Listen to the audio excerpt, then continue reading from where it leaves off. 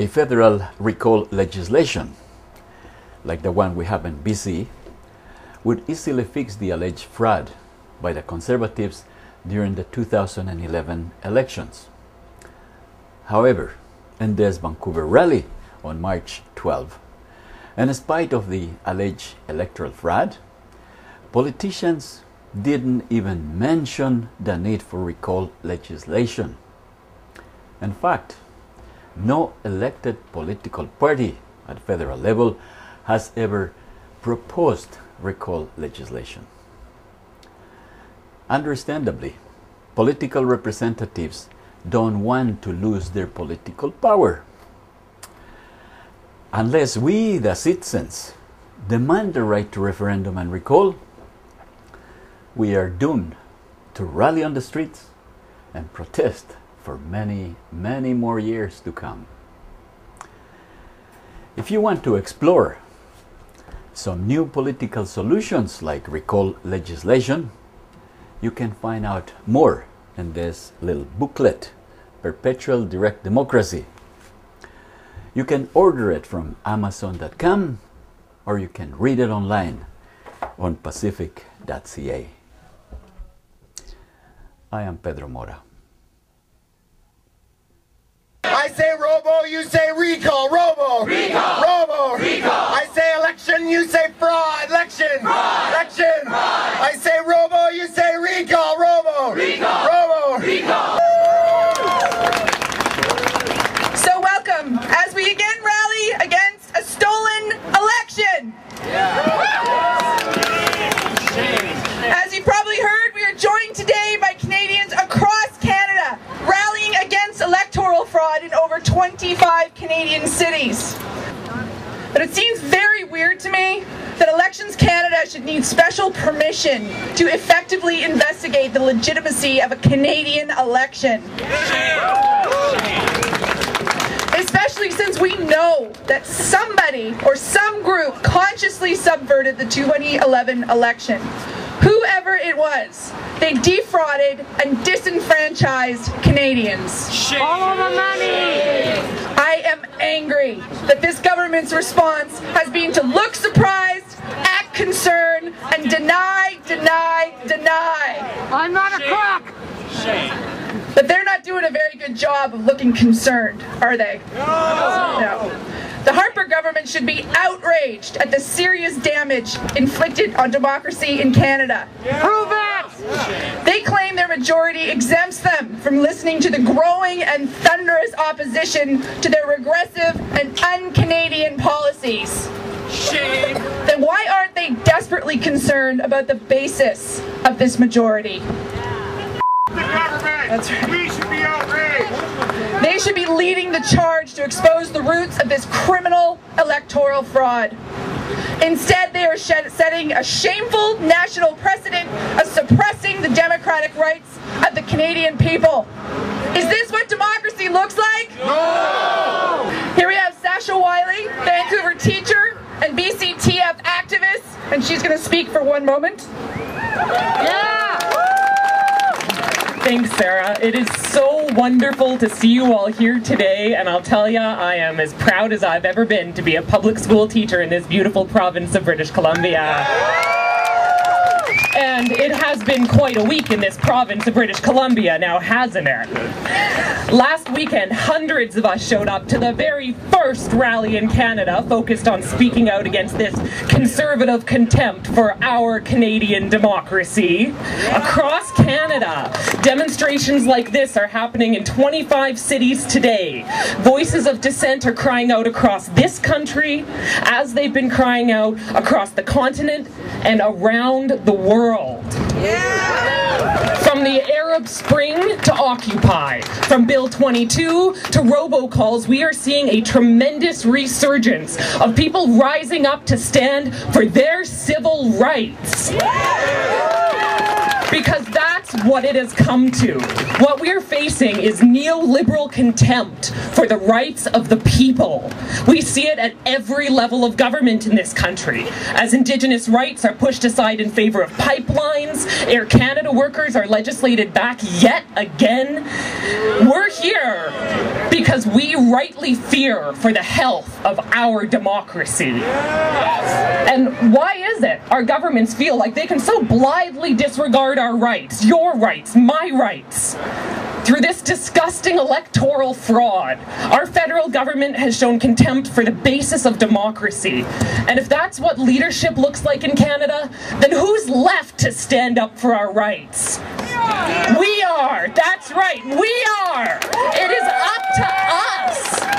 If we want Canada to be our country where our rights are protected, it is in our hands. Our rights are only real if we enforce them. Stand up to any government who dares impinge on them and say, no, we will not tolerate this. Will you tolerate this? No! We will fight until our rights are respected, and we know we are strongest when we all stand together. These are not disparate movements. At the root of all of them are people just like you and me taking to the streets to say enough is enough. So, in Article 21 of the Universal Declaration of Human Rights, you get a description of legitimate government. It tells us that the will of the people shall be the basis of the authority of government, that this shall be expressed in genuine elections that are held by free voting procedures that are open to all. So tell me, because I know how well you're following this scandal, in our 2011 election, did everyone have free access to voting? No! So was our election genuine? No! Does this government base their authority on your will? No! So, is this government legitimate? No! And that's why we're calling for a full inquiry and for by-elections where our democratic will was thwarted, because we only have rights if we fight for them. So say it with me. I say civil, you say rights. Civil. Rights. Civil. Rights. Civil. Rights. Thank you so much. Thank you, Sasha. So I'm going to call to the stage Nathan Cullen, if I may. Yeah. MP for the Skeena-Bulkley. And a little upset. Look at it. This is a part of a pathology of a government that we're seeing every day. I represent northwestern British Columbia, where this government and its oil buddies want to ram a pipeline down our throats, and we stand together and we say no, and we're called radicals. We're called enemies of the state. We're called anti-Canadian, and I say to this government, every time you do this, every time you offend the sensibilities, the values, and the beliefs of the Canadian people, you bring your defeat as a government one step closer to reality. We all share some common things. We all share some common hopes. And one of those beliefs is that when a member of Parliament takes their seat in the House of Commons, that is an expression of the democratic will of the people. And there are members of Parliament across this country right now in the House of Commons that don't deserve to be there, and they're conservative, and we must have by-elections and get those people out of the House of Commons, because that's our House of Commons. This is our choice. This is our democratic choice. Each one must teach one. Each one must reach one. Nobody can do everything, but everybody can do something. Together, my friends, we will do this thing. Thank you so much. Wonderful. And I'd like to bring to the stage Peggy Nash, MP for Parkdale High Park, Ontario. What we know is that in the last election, something funny happened. What do you think? And it's not funny at all. It's not funny at all. And the reason that this kind of sticks on the Conservatives is because we've seen the In-N-Out scandal, and we know what they did there. And they did it this time too. And we've seen them say, if you don't like our internet bill, you're either with us or with the child pornographers. We've seen that. And we've seen them shut down the House of Commons and shut down democratic debate. Well, I'm here to say our democracy is too important to let them get away with this. We need a full inquiry, and if they are found, and they should cooperate with that inquiry, which they haven't been, and if they are found to be responsible, then I think there may be some Conservative seats that aren't legitimate. What do you think about that? I've been an election observer in countries around the world where people have died for democracy. And our democracy is always so fragile. We need to be vigilant. We need to be present. I want to thank you so much for caring about our democracy and being here today.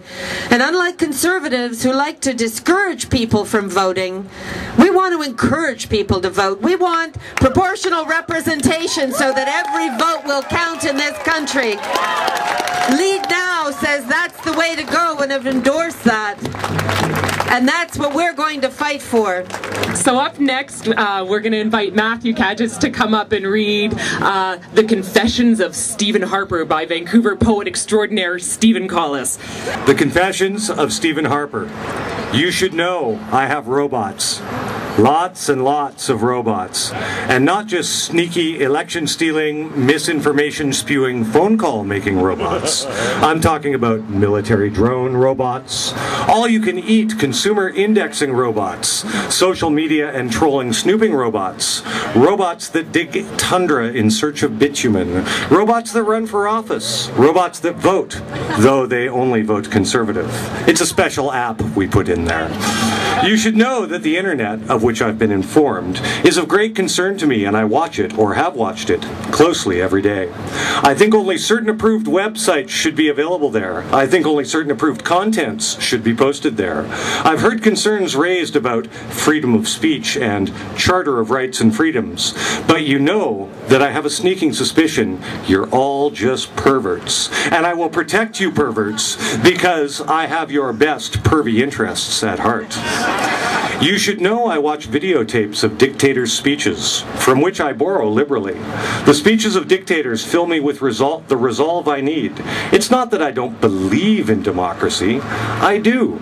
It's just that we've tried that, and it was so hard to get elected. And so few people get or agree with me.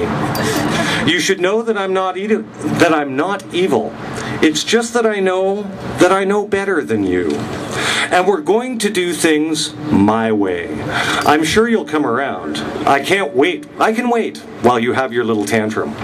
You should know that as a child, I didn't harm any small animals, though I thought about it. You should know that as a child, I knew the other kids were just losers, and that I would win in the end. It's all about winning. And when I said you should give me a strong majority in the last election, it was because I really wanted to win. So who cares how I won?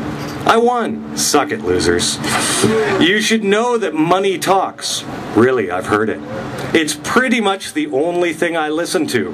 Now, if only money could vote. Well, actually, it sort of does. You should know that the cops are on my side. You should know that the corporations are on my side. You should know the foreign investors are on my side. Hell, I'm almost popular. I don't go in for all this radical environmental talk. I'm building jails for those guys. Did I mention cops and corporations were on my side? The climate isn't changing. It's just good for business. You should know one last thing. It's about the robots again. Sometimes I get the feeling that really I'm working for them. The way they flash their cash-clean smiles, the way the corporate logos gleam, and the time they showed me that room marked Tarzan's condos, which was filled with row upon row of vases they said were for your children and grandchildren's ashes. And then I get to thinking, maybe, just maybe, I'm a robot. You know? I could have been programmed for all of this, made for the sole purpose of rigging and stealing elections, and you should know, I'm kidding. Gotcha, losers, but hey, thanks for your vote.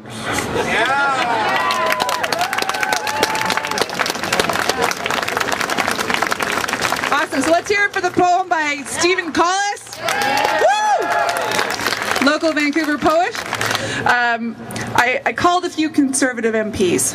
I called their offices because last week Global TV thought they burned me when they asked if I had asked any Conservatives to come speak, and I said no, I don't think they would come. But so I did. I called North Vancouver, I called Vancouver South, and just so everybody here knows, their schedule was full today, so they couldn't come. I'm sure they're devastated. So next we'll have Ellen Woodsworth, former city councillor. I'm looking at a country that used to be renowned around the world as a peacekeeping country, and we sent military troops into Afghanistan, and he's planning to spend $95 billion. So it's not a question of the money, it's a question of where the money's being spent. I'm looking at a reduction in crime, and yet more money for jails. We went from legalizing marijuana to a crime bill. We went from an internet explosion to Vic Tay's Bill C-30, and Libby's got a forum on that on March 21st at W2. I'm looking at the Kyoto Accord to his treatment of Enbridge. I'm looking about the proroguing of Parliament, end of the long census, ending subsidies to parties. I'm looking at the attack of health care, the pensions, women, the LGBT community, student jobs. I'm looking at the lack of a national housing program and thousands of people homeless on the streets. He's dividing immigrant families from each other. I mean, is there any sector of society, the 99%, that he hasn't launched a serious attack against? I think that we have to fight back. I think we've heard some dynamite speakers here today who are willing to lead that fight back, and I think that we have to be with them. In the 10 years this government, Harper, has unraveled policies, funding, and programs that my grandparents and your grandparents and you and I have fought for, to make sure the wealth of this country is distributed equally across so that everybody has a right to basic social programs. What's Harper done? Strip it away, one step at a time. He's used negative ads, he's used proroguing of Parliament, and now all of a sudden he's pretending that he's innocent of anything to do with the robocalls that may very well have meant a number of key people who were running against him were defeated. Is this democracy as we know it in Canada, or we have known it? We need to call for an independent public inquiry, and we need to have it happen now. And if there's clear violations of our democratic rights, then we need to have new elections. Let's stand for democracy today. Thank you.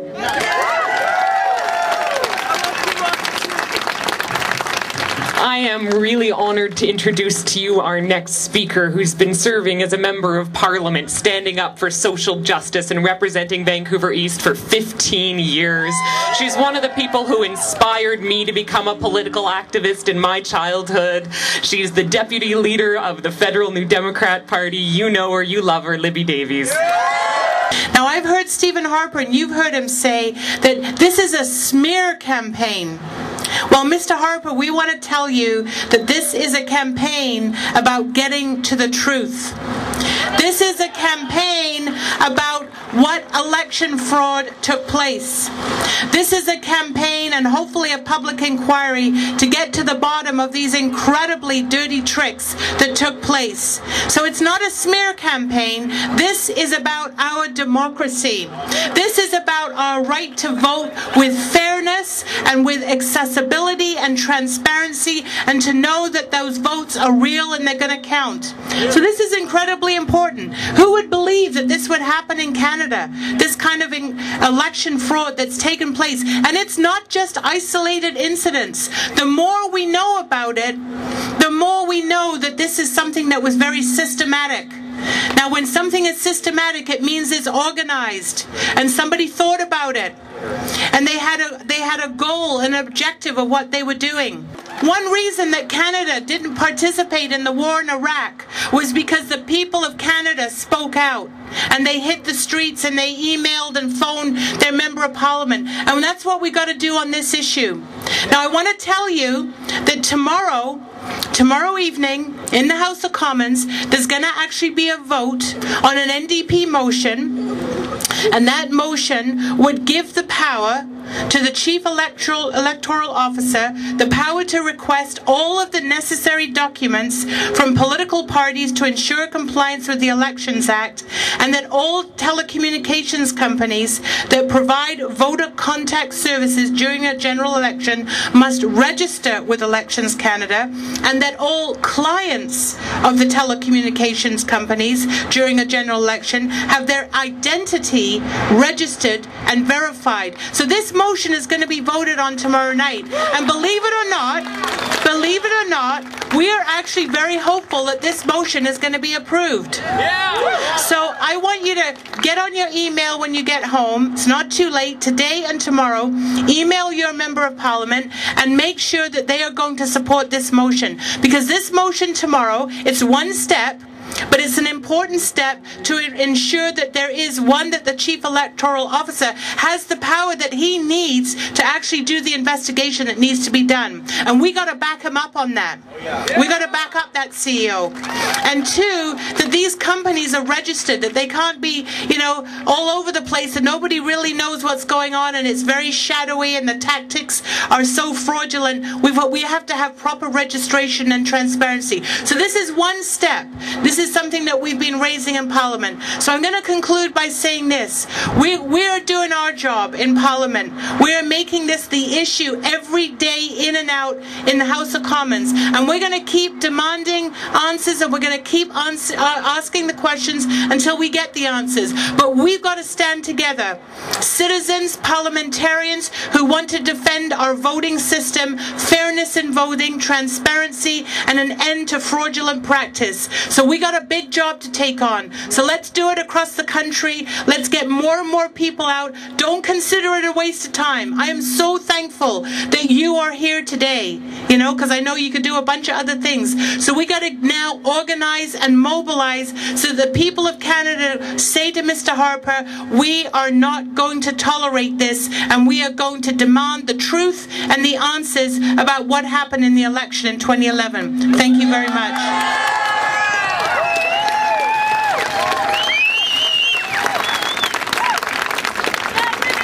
Please welcome Ben West. This robocall scandal is just one small piece of what's going on, and you've heard a lot about it already today, so I'm going to try to not repeat too much of what you heard already. But let's just look at one thing, this pipeline proposal in northern British Columbia. 4,500 Canadians have signed up to speak. That's a record-breaking number of people actually participating in a public process. 4,500 people. The record before that was something like 800 people. And that's an overwhelming number of people saying, we don't want this project, this Enbridge Gateway project, to go forward. Who here wants that to go forward? Anybody? I didn't think so. So you're all a bunch of radicals. Right? I mean, that's what we're being told. We're being told everybody who's got a position that's contrary to the government is a radical, is potentially an enemy of this state. And not only that, if you're an environmental group that's speaking out about this, that's raising concerns about this, you're at risk. Your charitable status could be at risk. Your ability to give tax receipts could be at risk. Your very ability to continue to organize could be at risk, simply because you're taking a position against a controversial project. A project which, by the way, if you take climate science even halfway seriously, is completely fundamentally the wrong direction for us to go. They say it's the gateway project. I say it's the gateway to global warming. So, I mean, here we are in Canada, this place filled with good people who really care about the environment, who really care about the planet, who really care about our futures, yet we're being represented by this guy who I don't think most of us really want in government. In fact, the voting is pretty clear. The vast majority of Canadians didn't vote for our Prime Minister, yet he's got a mandate to do basically whatever the heck he wants. I agree, doesn't have a mandate, but our electoral system is broken. And right now our electoral system has led to us being in this situation where a guy who got way less than half the votes in from the people of Canada is actually representing us. Our next speaker, when she got here today, I saw was wearing one of my very favorite t-shirts. It says a woman's place is in her union. And I'll tell you, as a teacher, I sure know that to be true. You know, I can't tell you how many times I've heard from people that the problem with my generation is that we just don't care about politics. Do we care about politics? Heck yes, we do. I'm here to say that yes, we do care.